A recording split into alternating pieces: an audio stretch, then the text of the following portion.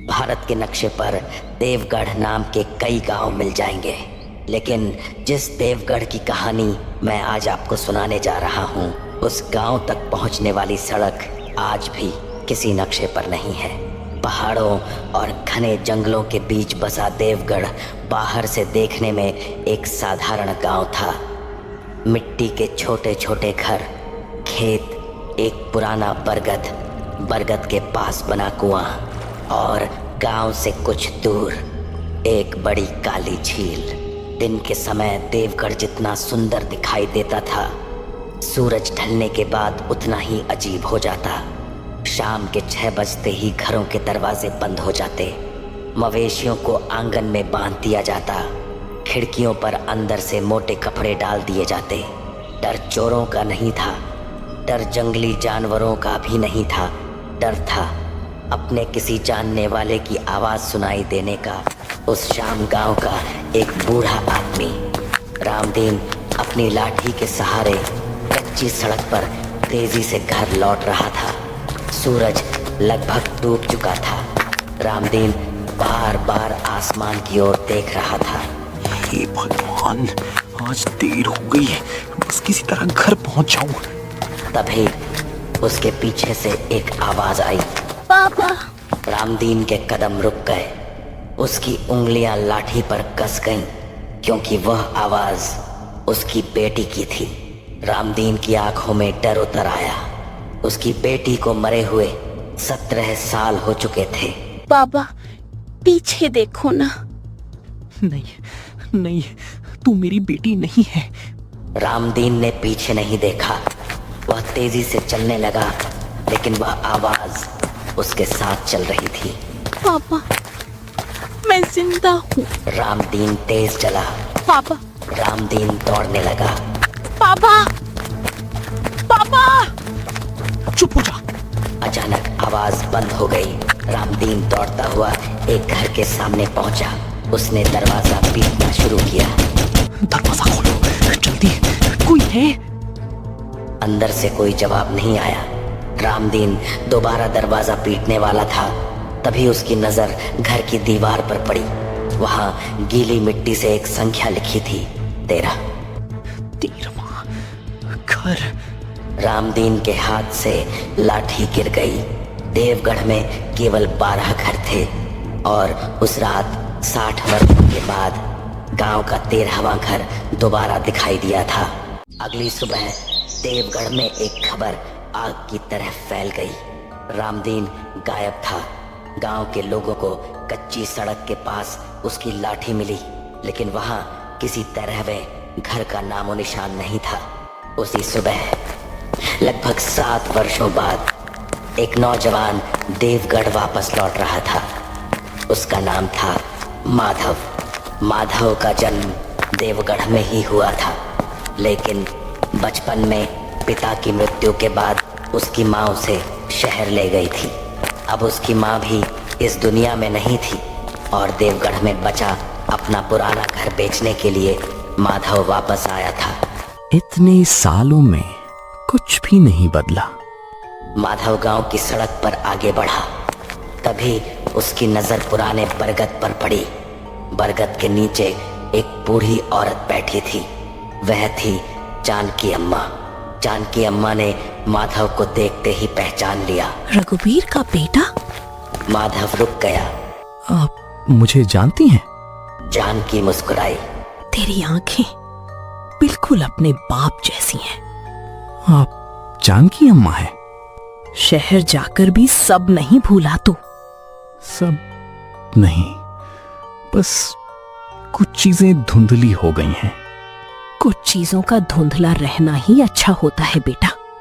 क्या मतलब? जानकी अम्मा की मुस्कान अचानक गायब हो गई।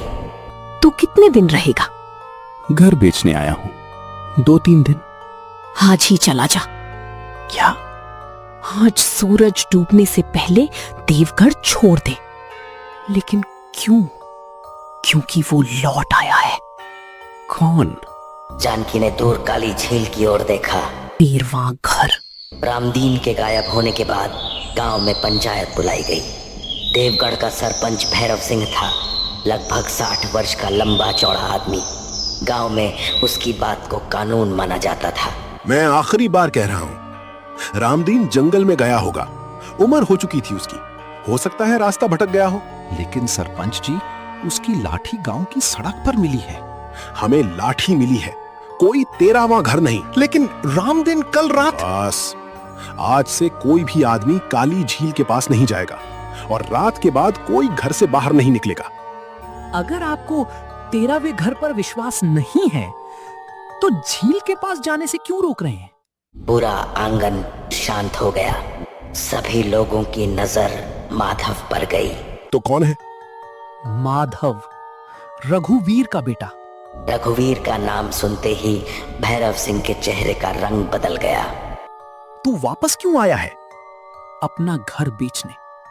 बेच और चला जा। सब लोग यही क्यों कह रहे हैं? क्योंकि कुछ गांव वापस लौटने के लिए नहीं होते और कुछ सवाल बिना जवाब के छोड़ने के लिए नहीं होते। भैरव माधव के करीब आया। कुछ पल दोनों एक दूसरे को देखते रहे। तभी भीड़ के पीछे खड़ी एक लड़की पर माधव की नजर पड़ी। वह थी गौरी। गौरी ने धीरे से सिर हिलाया, मानो माधव को चुप रहने का इशारा कर रही हो। माधव का पुराना घर कई वर्षों से बंद था। दरवाजा खोलते ही धूल हवा में फैल गई। पुराना सामान, लकड़ी की अलमारी, एक टूटी चारपाई और दीवार पर माधव के माता पिता की तस्वीर। माधव ने तस्वीर साफ की। पिताजी, आखिर इस गांव में ऐसा क्या हुआ था? बचपन से माधव को बताया गया था कि उसके पिता रघुवीर की मौत नदी में डूबने से हुई थी, लेकिन उसे अपने बचपन की एक धुंधली याद आज भी थी। उस रात उसकी माँ रो रही थी और बार बार एक ही बात कह रही थी, रघुवीर झील पर क्यों गया। माधव ने पुरानी अलमारी खोली। अंदर कुछ कपड़े थे, नीचे एक लकड़ी का छोटा संदूक रखा था। माधव ने संदूक खोला। उसमें एक पुरानी डायरी थी। डायरी रघुवीर की थी। माधव ने पहला पन्ना खोला।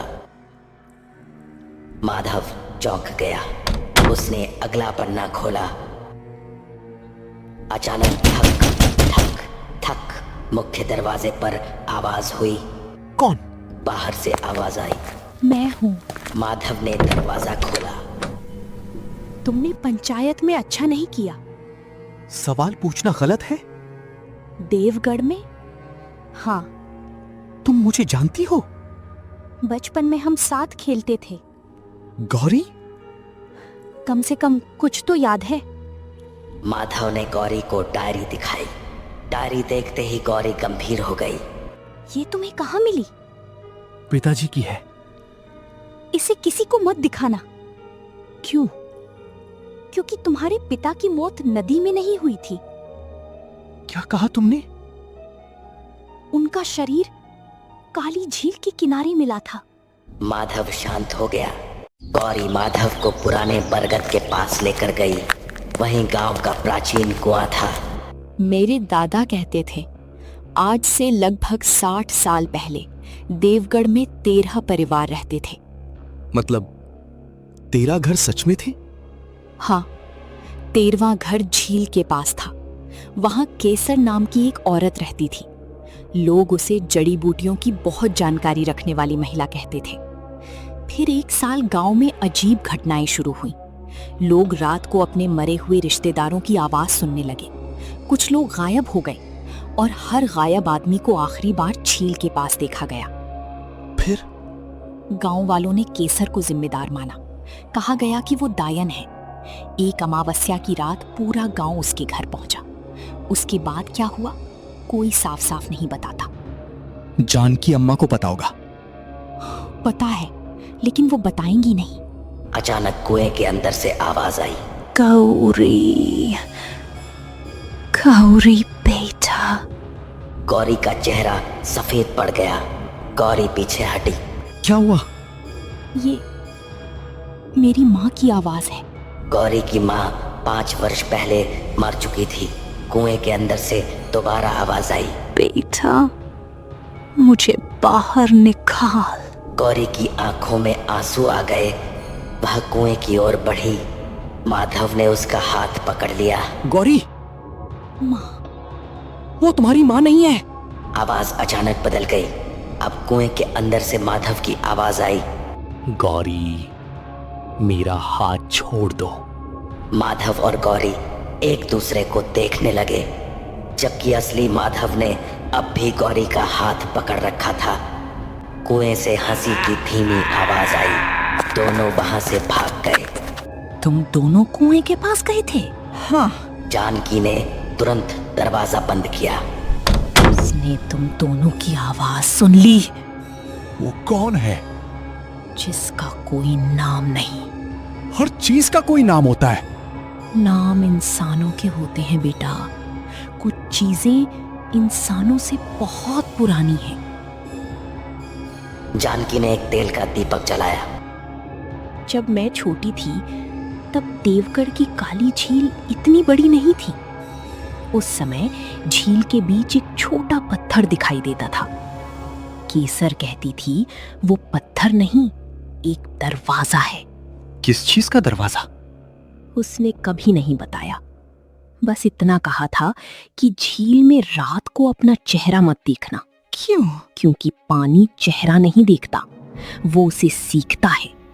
पहले चेहरा, फिर आवाज, फिर यादें, और आखिर में वो तुम्हारी जगह चाहता है। तो 13वां घर? केसर का घर। गांव वालों ने उसके साथ क्या किया था? जानकी चुप रही। मेरे पिता को भी सच पता चल गया था। जानकी ने माधव को देखा। उनकी डायरी मेरे पास है। तुझे वो डायरी जला देनी चाहिए थी। मेरे पिता की मौत कैसे हुई? माधव, कैसे हुई? कुछ पल सन्नाटा रहा। तेरे पिता को किसी ने नहीं मारा। वो खुद 13वें घर के अंदर गए थे और 3 दिन बाद उनका शरीर झील के किनारे मिला। क्यों गए थे वो वहां? तुम्हें बचाने।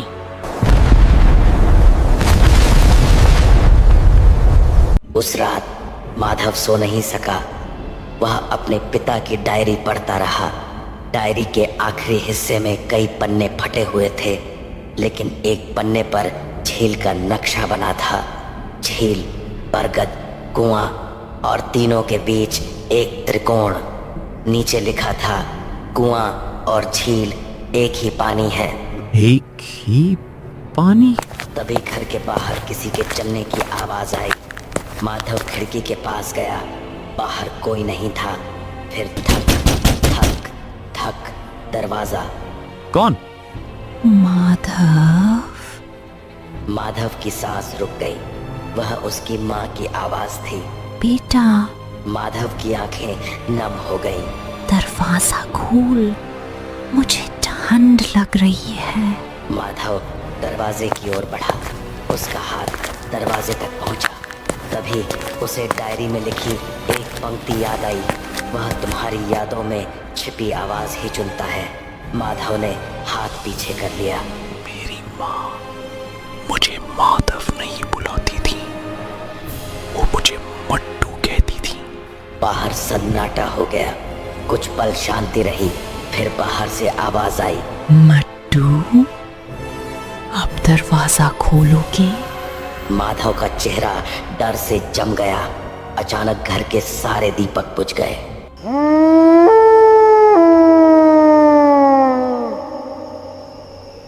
सुबह होते ही गांव में एक और आदमी गायब था।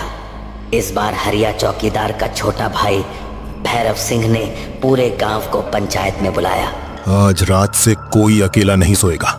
हर घर में कम से कम 3 लोग रहेंगे। इससे कुछ नहीं होगा। तुझे बहुत जानकारी है। मेरे पिता को भी थी। भैरव का चेहरा बदल गया।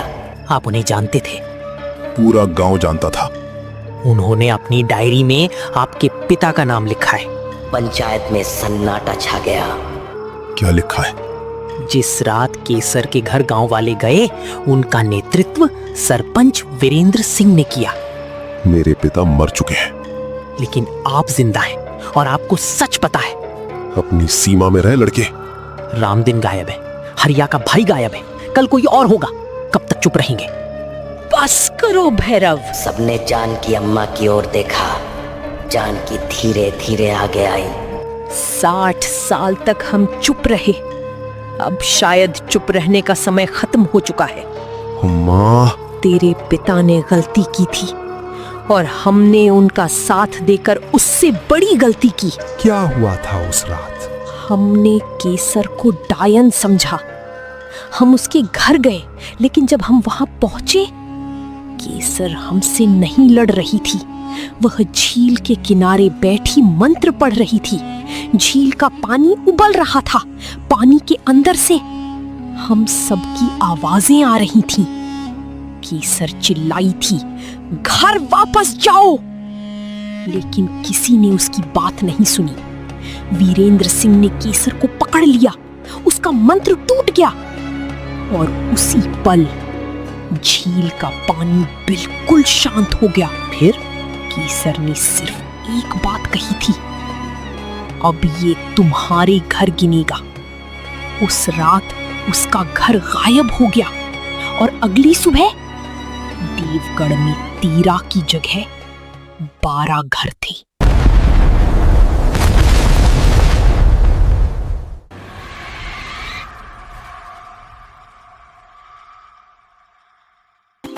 कहानियों की दुनिया में welcome to SP Story TV. Subscribe for more fun and stories.